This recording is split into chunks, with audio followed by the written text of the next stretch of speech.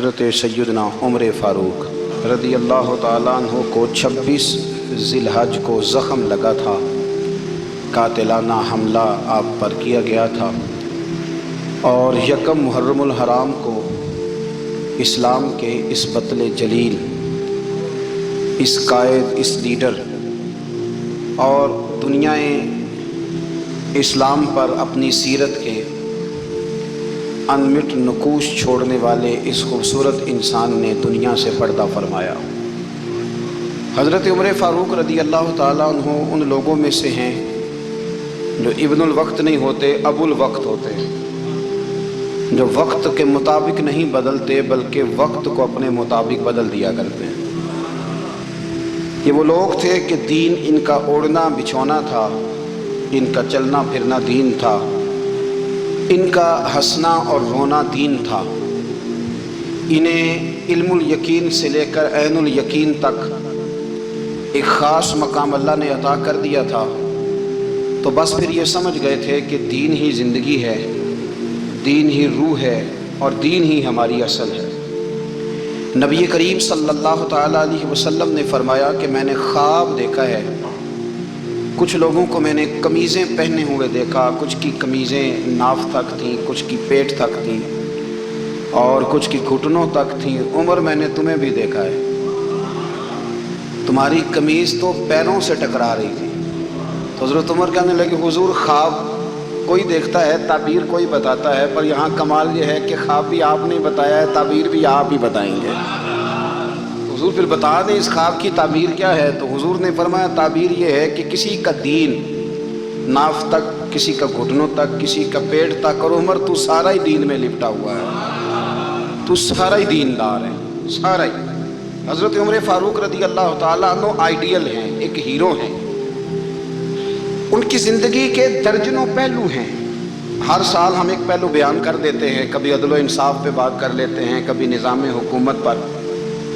ان کی زندگی کا ایک پہلو آج بھی ہماری گفتگو کا عنوان رہے گا، پر حضرت عمر کا مرتبہ اور مقام یہ ہے کہ نبی کریم علیہ السلام نے فرمایا کہ جبریل امین 950 سال میرے عمر کی شان بیان کرے تو عمر کی شان ختم نہیں ہوتی۔ 950 سال اگر حضرت جبریل بھی بیان کریں تو یہ مقام ہے سیدنا فاروق اعظم کا۔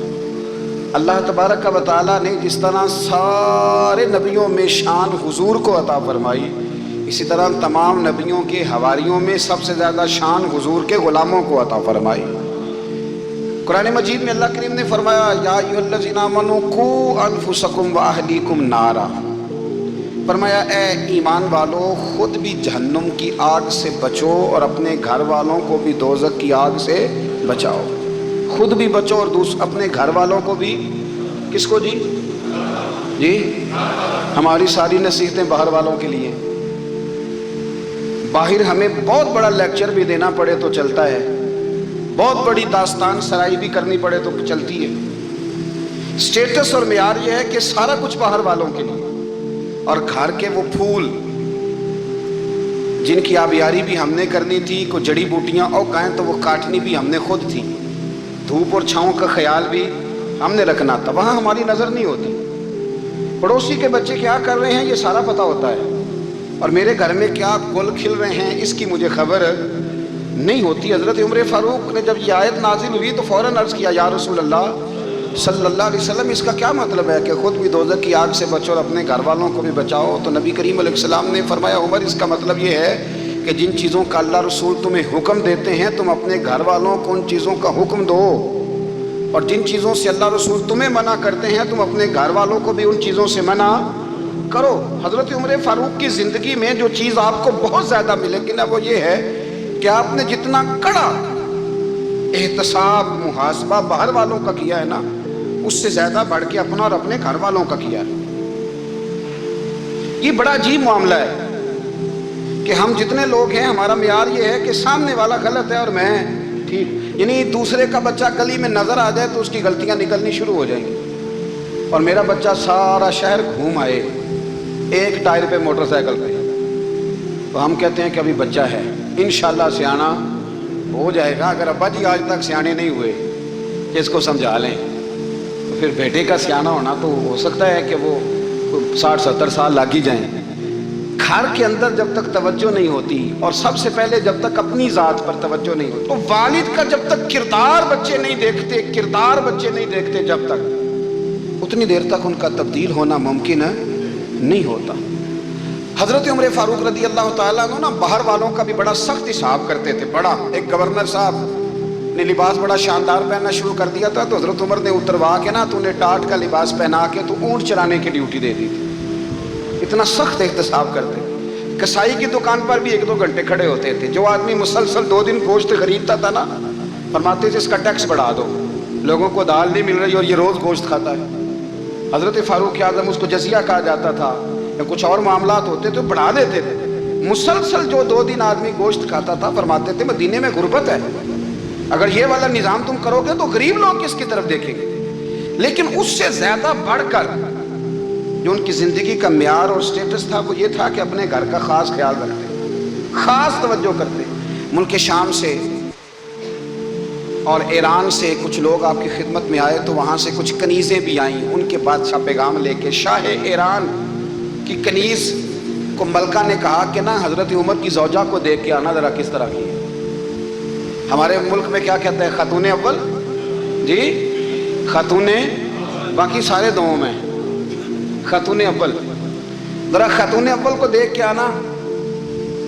तो वो जब आई ना घर में मिलने, तो कहा कि मुझे मेरी मलका ने कहा था कि उमर की ज़ौजा से, अहलिया से मुलाकात करके आना। तो हज़रत उमर की अहलिया ने ना एक जोड़ा कपड़ों का दे दिया मलका के लिए, और एक खुशबू की शीशी दे दी।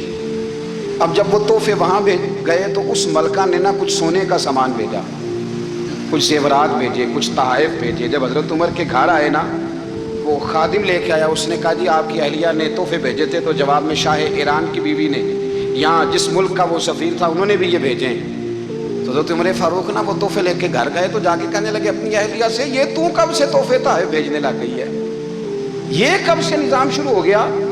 तो कहा हुज़ूर तोहफा देना लेना तो ठीक है, सुन्नत है, मोहब्बत बढ़ती है, तो ये कोई कबाहत नहीं, और मैंने अपनी ज़ाती इस्तेमाल के लिए जो चीज़ें रखी थी वो मैंने दी हैं। तो हज़रत उमर फारूक रज़ी अल्लाह तआला अन्हु फरमाने लगे, हमने किसी मुल्क के साथ और उसके बादशाह के साथ ज़ाती ताल्लुक़ नहीं बनाना, ताल्लुक़ जो भी बनेगा रसूलुल्लाह के दीन की बरकत से बनेगा। ज़ाती रिश्ते नहीं हमने कायम करने। ज़ाती आपके मुल्क की जो एयरलाइन जिसका हर साल खसारे का ढंढोरा पीटा जाता है ना, वो हमारे बादशाह साहब और सदर साहब अगर गैर मुल्कियों को घोड़ा कभी भेजना हो ना, घोड़ा, तो पूरा एक जहाज़ घोड़ा लेके तोहफे में जाता है, पूरा जहाज़। गरीब कौम का ये सरमाया, और कौम बड़ी बादशाह है, लाइनों में लग के वोट देती है। 2 काम हमेशा लाइन में लग के करने हैं, एक बिल लाइन में लग के जमा कराना है, और एक वोट लाइन में लग के, ताकि फिर पूरे 5 साल लाइन में ही लगे रहें। मर्जी से आप वोट देना, पर जो बात दुरुस्त है उसको सुनो।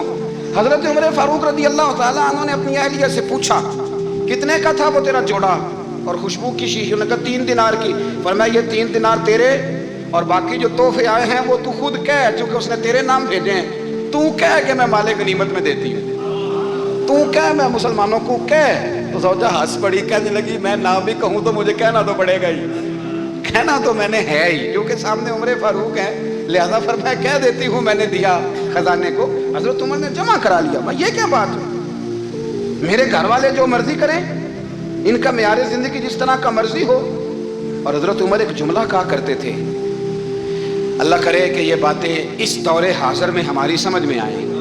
हज़रत उमर फारूक रज़ी अल्लाह तआला अन्हु अपने बच्चों को फरमाया करते थे कि बहुत आदमी को भूख लगी हो ना, और फिर उसकी पसंद का खाना पका हो, जितने शौक से वो उस खाने को देखता है ना, फरमाया इस तरह पूरी कौम अपने बादशाहों के ख़ानदान को देखती है, इस तेज़ी के साथ देखते हैं कि इनके घर में क्या हो रहा है, इनका मेयारे ज़िंदगी क्या है, इनका स्टेटस क्या है।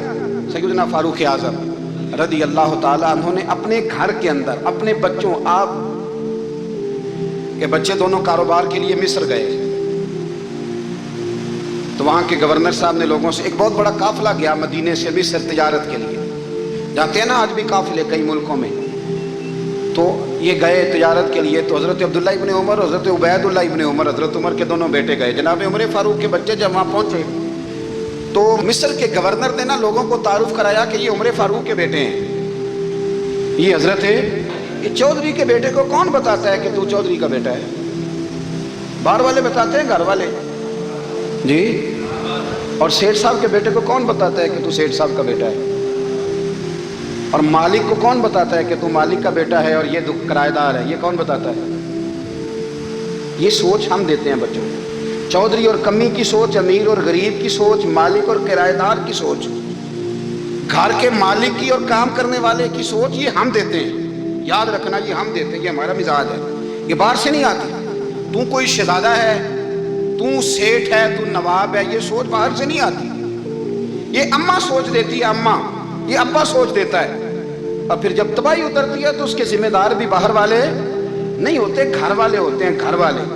हमारे बच्चों की तबीयतों पर ज्यादा नक्श बाहर वालों का नहीं होता, घर वालों का होता है। याद रखिएगा, हजरत उमर फारूक रदी अल्लाह, बच्चे हैं, शहजादे हैं, वो कारोबार करने गए और वहां लोगों ने बताया गवर्नर साहब ने कि ये फारूक आजम के बच्चे, अमीरुल मोमिनीन के। लोगों ने उनसे ज्यादा माल खरीदा, तिजारत में ज्यादा नफा हुआ। जाहिर है कि वो आपके जो अल्लाह खैर करे हुक्मरान है, उनके कारोबार कितने मुल्कों में हैं, किस बुनियाद पर हैं? वो सिर्फ इस बुनियाद पर कि वो हुक्मरान रहे, उनके लिए आसान था बड़े लोगों से ताल्लुकात बनाना। हजरत उमर फारूक रदी अल्लाह तआला अन्हु के बच्चे ढेरों माल कमा के जब वापस आए ना, तो हजरत उमर से आके बच्चों ने बतौर मोहब्बत का, अब्बा जी अल्लाह ने बड़ा ही फजल किया है, बड़ा माल कमाया अल्हम्दुलिल्लाह, ये देखें कितना नवाजा है। तो हजरत उमर कहने लगे, सारे काफिले ने इतना ही कमाया है? सारे काफिले ने इतना ही कमाया है? तो हुजूर नहीं, सारे काफिले ने इतना नहीं कमाया, सबको इतना नहीं मिला। वो तो वहाँ गवर्नर साहब ने लोगों को तारुफ कराया था कि ये उमर के बच्चे हैं, तो लोगों ने फिर हमसे बड़ा ही खरीदा। तो हज़रत उमर फरमाने लगे, ठीक हो गया, मैं बात समझ गया, इस तरह करो, जो तुम्हारी असल ज़र थी ना, जो राज थी, वो रख लो और बाकी सारा माल माले खजाना में जमा करा दो। इसलिए कि ये तुमने तजारत नहीं की, ये तुमने अपने बाप का नाम बेचा है, ये तुमने अमीरुल मोमिनीन के बेटे होने का फ़ायदा उठाया है। फरमाया ये तुम्हारा नहीं हक, ये मुसलमानों का है, इसलिए कि ये माल तुमने मेहनत से नहीं कमाया, ये बाप की कुर्सी का फायदा उठाया है। और फरमाया अगर तुमने माल जमा ना कराया तो मैं माल भी ले लूंगा जबरदस्ती और कोड़े भी मारूंगा, डबल सलाह दूंगा, मर्जी से जमा कराओगे तो कोड़ों से बच जाओगे। बड़े बेटे ने तो जमा करा दिया, तो छोटा थोड़ा परेशान हुआ। तो हज़रत अब्दुल्ला इब्ने उमर छोटे का माथा चूम के कहने लगे, बेटे चुप करके जमा करा, यहाँ भी फख्र करके हम उमर के बेटे हैं और कयामत में भी फख्र करेंगे कि हम फारूक आजम के बेटे हैं। यहाँ भी नाज करेंगे और वहां भी नाज करेंगे कि उमर के बच्चे हैं। हमारे बाप ने खुद भी हलाल ही खाया है, और जब हमारी कमाने की बारी आई है तो हमें हुक्म भी हलाल खाने का दिया। भाई हमारा मिजाज नहीं। बच्चा जब लेके आता है 2 लाख रुपया तो कभी पूछे कहां से आया है? जब वो पहले दिन गलत दोस्तों के पास जाके बैठता है तो कभी निकाला है घर से उसे? ये बहुत सारे खमियाजे हमें इसलिए भुगतने पड़ते हैं कि हम इब्तदा में सुराख बंद नहीं करते। जब उसमें शिगाफ पड़ जाता है, सैलाब आता है, तो हमें होश आती है। हजरत उमर ने अपने घर में निगरानी रखी, कड़ी निगरानी। ज्यादा नमाज घर में पढ़ते थे हजरत उमर, नफली नमाजें ज्यादा क्यों भला? भाई याद रखें कि आपने अगर सजदा करना है तो बच्चा लेट जाएगा, वो उसे पता कोई नहीं सजदा क्या है।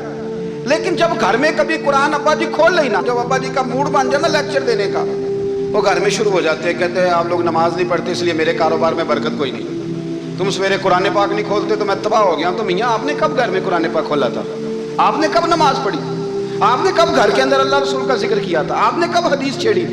आपने भी तो घर के अंदर जब भी आप आए हैं तो आपने वही कुछ किया जो दुनियादार करते हैं। आप भी तो अपना मोबाइल लेके अलग कोने में बैठ गए। आपने भी तो कहा है कि अब तुम्हारे चैनल खत्म, अब मेरी मर्जी वाला चलेगा। तो जो आपने किया है बच्चे भी वही काम करेंगे। आपने भी गपशप लगाई है तो वो भी लगा रहे हैं। ये समझ लें, जो काम आप करेंगे आप अपने बच्चों की सीरत में उसका जलवा देख लेंगे। बड़ी पक्की सी बात है कि आपको बच्चे की आदतें देख के समझ आ जाएगी कि मैं भी यही करता था और ये भी। हजरत उमर फारूक रदी अल्लाह तआला अन्हु विसाल फरमा गए। तो आपके विसाल के बाद हजरत उस्मान गनी रदी अल्लाह तआला अन्हु ने आपकी एक बेवा से निकाह किया, हजरत उमर की एक बेवा से। जब वो आपके निकाह में आई तो कहने लगी हजरत उस्मान गनी से कि हुजूर ना तो मैं खूबसूरत हूँ और ना मैं जवान हूँ, ना आपकी कोई खिदमत कर सकती हूँ, मेरे साथ निकाह करना समझ में नहीं आया। क्या शानदार जवाब दिया हजरत उस्मान गनी ने, क्या खूबसूरत जवाब दिया। फरमाने लगे मैंने इसलिए निकाह नहीं किया कि मुझे तुम्हारे हुस्न से दिलचस्पी थी या तुम्हारी खिदमत की ज़रूरत थी, मैंने तो इसलिए निकाह किया है कि मुझे बताओ उमर फारूक घर के अंदर अपने रब की इबादत किस तरह करते थे, वो कुरान पाक किस तरह पढ़ते थे, وہ رویا کیسے کرتے تھے, استغفار کا طریقہ کیا, کس وقت کس انداز میں وہ اپنے رب کو یاد کرتے تھے. اس لیے کہ عمر کئی دفعہ گھر سے آتا تھا تو میں اس کے چہرے پر نور دیکھا کرتا تھا, میں روشنی دیکھتا تھا, ایک معیار دیکھتا تھا. نکاح اس لیے کیا ہے کہ مجھے عمر کی جو گھر کے اندر کی عبادت ہے اس سے آگاہ کرو, تاکہ عثمان غنی بھی چاہتے ہیں اس طرح کے عمل کرو جس طرح کہ عمر فاروق کر کے گئے ہیں. بھائی جب تک ہم اپنے گھر میں وہ توجہ نہیں دیں گے, وہ مزاج دیکھیں نا, ہمارے گھروں میں جب نقشہ پاس ہوتا ہے تو ٹی وی لان بھی اس میں ہوتا ہے, ڈرائنگ روم بھی ہوتا ہے, نماز کی جگہ بھی ہوتی ہے نقشے میں. صحابہ جب گھر بناتے تھے تو ایک مسجد بیت کا نقشہ پاس کرتے تھے, ذہن میں رکھتے تھے کہ یہ کونا نماز کے لیے, وہاں جوتے لے کے کوئی نہیں جائے گا, وہاں نماز پڑھی جاتی تھی, عورتیں وہاں اعتکاف کرتی. ٹی وی لان تو آ گیا ہے, اور گھر کے اندر ٹی وی رکھنے کے لیے تو ایک کمرہ الگ سے بنا دیا گیا ہے, اور اب جو نئے نقشے پاس ہو رہے ہیں اس کے اندر گھروں کے اندر جگہ بنائی گئی ہے جہاں کمپیوٹر رکھے جائیں, اور بچوں کے لیے وائرنگ ہوگی نیچے تاکہ انہیں کوئی مشکل درپیش نہ ہو. یہ ساری چیزیں ہم نے نہانے کے لیے گھروں کے اندر اتنے اتنے بڑے واش روم بنائے ہیں کہ لگتا یہ ہے کہ سوائے نہانے کے اور کام ہی نہیں کوئی گھر میں ہوگا. ہر چیز آ گئی, پر اللہ کرے کوئی تفسیر بھی ٹیبل پہ پڑی نظر آئے, کوئی حدیث کی کتاب بھی ٹیبل پہ پڑی نظر آئے. اللہ کرے کہ جس طرح ابا لطیفہ سن کے آتا ہے تو جب تک سنا نہ لے اسے ہضم نہیں ہوتا, اللہ کرے کہ وہ جمعے میں بیان سن کے جائے تو اس کا بھی دل کرے میں اپنے بچوں کو سناؤں. وہ نبی پاک کی کوئی حدیث کہیں سے سنے تو گھر جا کے سنائے. جب تک یہ معیار نہیں بنتا, آپ کیسے توقع کرتے ہیں کہ گھر کے اندر اللہ کی رحمتیں نازل ہوں گی؟ آپ یہ کیسے توقع کرتے ہیں کہ گھر کے اندر وہ معیار اور وہ مزاج بنے گا؟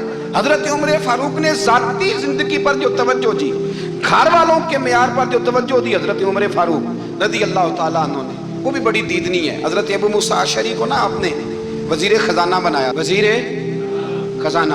حضرت ابو موسیٰ اشعری کہتے ہیں کہ حضرت عمر کو شیخ خزانے میں رہنے تو دیتے نہیں تھے.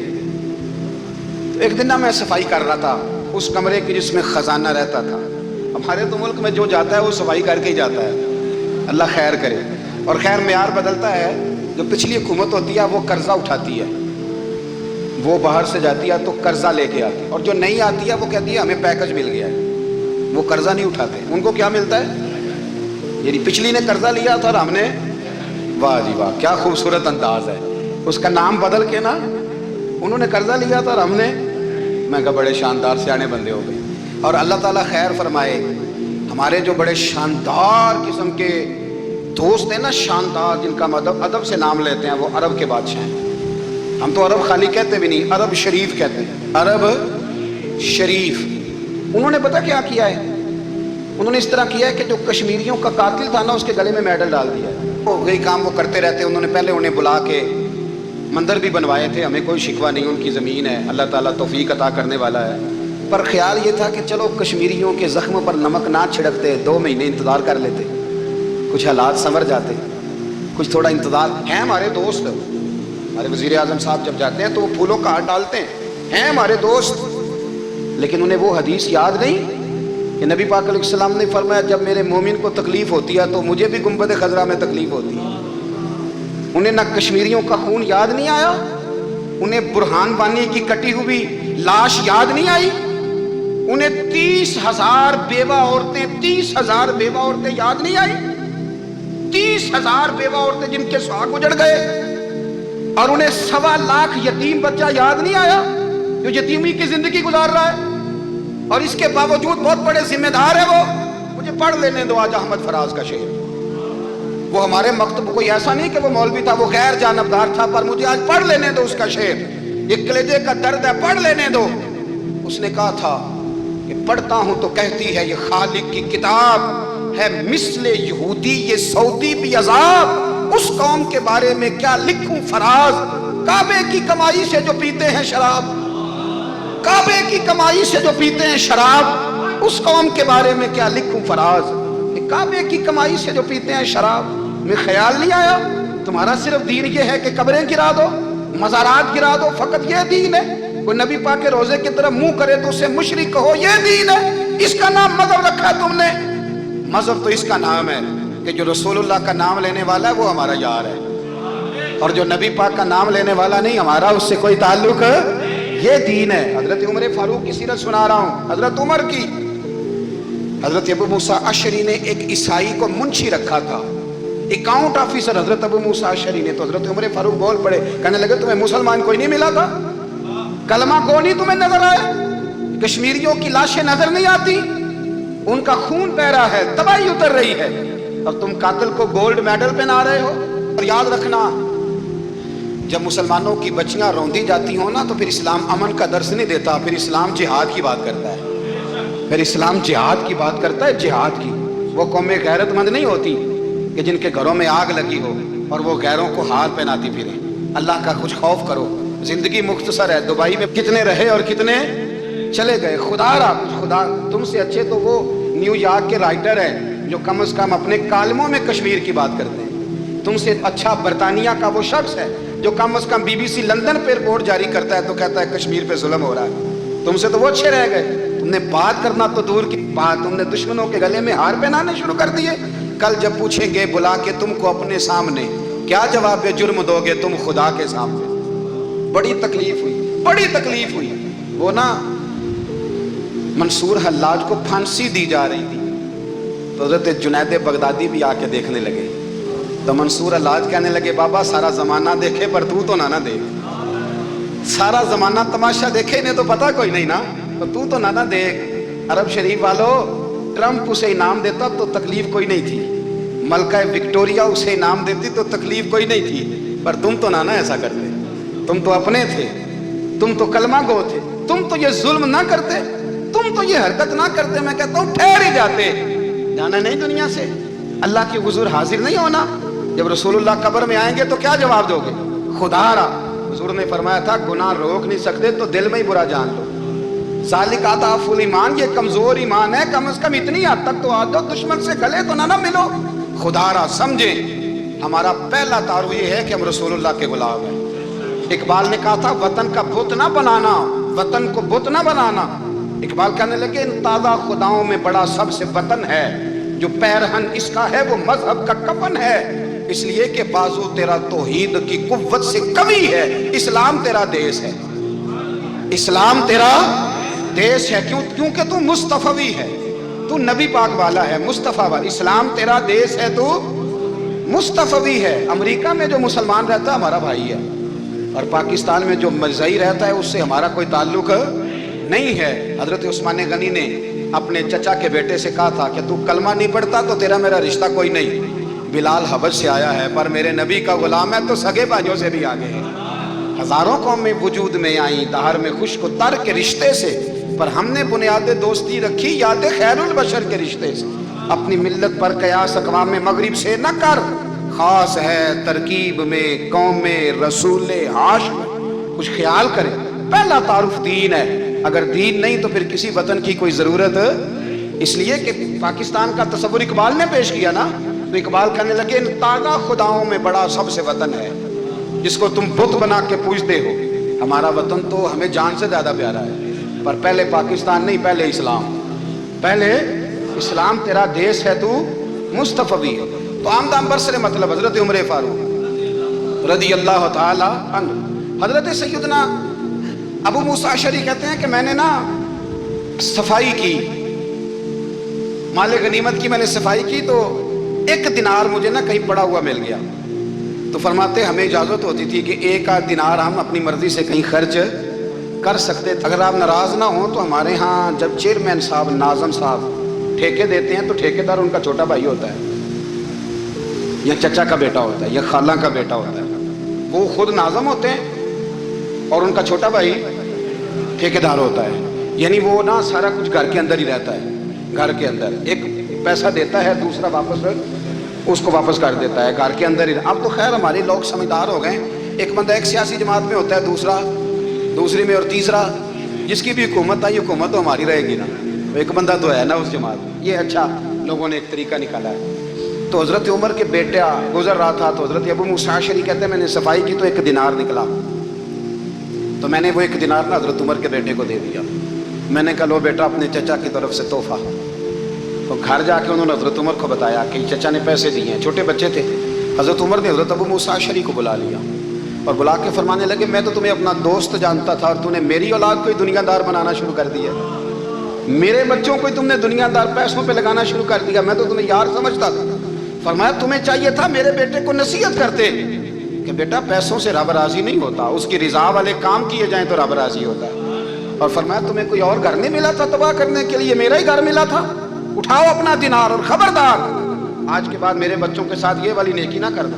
और हमारा क्या स्टेटस है, दोस्ती है ही उससे जो तोहफे ज्यादा दे, जो बच्चों को खराब करने में मदद ज्यादा करे, उसके साथ ये रहना। हजरत उमर ने घर पे और सबसे बढ़कर अपनी जात पे तवज्जो की। हजरत अबू मालिक रदी अल्लाह ताला अन्हु कहते हैं मैं उमर के पीछे पीछे एक बाग में गया, अक्सर उस बाग में जाया करते थे, और उमर जाके ना तो दरख्त के नीचे बैठ गए और फरमाने लगे ओ अमीरुल मोमिनीन, अल्लाह से डर जा, वरना जिस रब ने हुकूमत दी है वो अजाब भी बढ़ा देगा, डर जा रब से।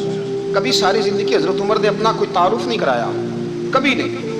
एक बंदे ने आपके सामने तारीफ कर दी आपकी तो फरमाने लगे तो खुद भी हलाक हुआ और मुझे भी हलाक कर दिया, क्या जरूरत पड़ी है मेरी तारीफें करने की, इतनी देर मेरी तारीफ में लगाई, अल्लाह का जिक्र करता रब तुझे सवाब देता, हुजूर पे दुरूद पढ़ता तो रब तेरे ऊपर रहमतें नाजिल करता, किस चक्कर में है? आज जितना अच्छी कोई खुशामद करे उतनी अच्छी वजारत मिलती है, जितनी अच्छी उसको जो है वो चापलूसी करनी आया दर्जा भी उसे उतना ही अच्छा मिलता है। हजरत उमर फारूक रदी अल्लाह ताला अन्हु आपके बेटे कहते हैं, साहिब फतूह शाम ने लिखा है, आपके साहबजादे कहते हैं मैं निकला तो मेरे अब्बा जी ना अपनी पुश्त पर मशकीज़ा रख के कुएं से पानी भर के आ रहे थे। मैं दौड़ के आगे गया, मैंने कहा अब्बा जी मुझे दे दे। फरमाने लगे बेटा तेरा क्या ख्याल है, कोई और नहीं था मशकीज़ा भर के लाने के लिए, तेरा क्या ख्याल है? अब्बा जी बड़े लोग थे पर आप क्यों उठा रहे हैं? फरमाने लगे नफ्स ना जरा मेरा बड़ा हो गया था, इसे जरा जलील कर रहा हूँ, जरा अपना मुहासबा कर रहा हूँ, ये मुझे कह रहा था तो बड़ी चीज़ है, तो मैं ना अभी मशकीज़ा घर रख के आऊँगा, फिर तेरी माँ ने मुझे कहा है कि घर में लकड़ियाँ कोई नहीं जलाने की, फिर मैं जंगल से लकड़ियाँ काट के लाऊंगा। अब मैं अमीरुल मोमिनीन बन के ना तो मेरा नफ्स थोड़ा बड़ा हो गया। अब यकीन करें हमारा आज़मा खराब हो जाता है जब तक हमारा तारुफ सही ना हो, हमारा तारुफ ठीक ना हो, मैं ये होता हूँ मैं वो होता हूँ, छोड़ मिट्टी देते मिट्टी रहना ही, मिट्टी देते मिट्टी देते मिट्टी रहना ही, एवी कादी बल्ले बल्ले अज मिट्टी दे उत्ते बंदिया ते कल मिट्टी दे थल्ले, मिट्टी दे मिट्टी रहना है कादी बल्ले, मुझे पूछ लो मुझे जान लो मेरा नाम ले लो, मैं भी आया हूँ मैं भी होता हूँ, मेरा भी ये तज़किरा है, मैं बदकार पुराना खादम किसे दर मिली नट हुई, ये ते वासफ यार ने नजर जो की थी ते वासफ वासफ ही हुई। ये तो बड़ी बात की बात है, तो बात की बात है साहब, वरना मन नानम के मन नानम, जो हम हैं उसका हमें पता तो है ना भाई।